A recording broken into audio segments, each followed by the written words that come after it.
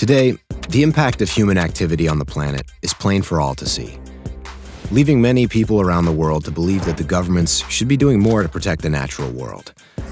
But in 1969, one incendiary incident on the Cuyahoga River helped spark real, lasting change.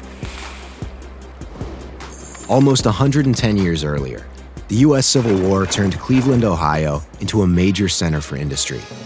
There was plenty of land to build manufacturing plants, and the Cuyahoga River, which snaked through the city, provided easy access to Lake Erie. But this economic boom had a dark side. With no laws to control it, raw sewage and industrial waste were dumped directly into the river. And by the 1870s, pollution had even begun to seep into Cleveland's water supply, putting local lives at risk. The river was covered with a skin of oil, and between 1868 and 1952, it caught fire many times. Lives were lost, and millions of dollars worth of damage was caused to the surrounding area.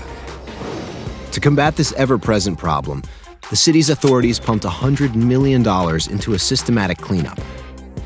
On June 22, 1969, however, sparks from a passing train ignited the river once again.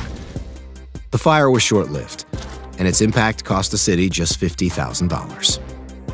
But when the press exposed the incident and the fire hit the headlines, Cleveland became a symbol of the country's dire environmental state. People wanted action, and the government listened.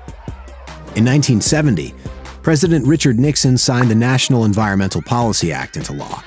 It established the Environmental Protection Agency, which was given powers to clean up the nation's waterways, including the Cuyahoga River. There have been no fires there since. But in 2022, the EPA reported that approximately 20 million acres in the U.S. are thought to be contaminated with so-called forever chemicals. How much control should the government have in protecting the environment?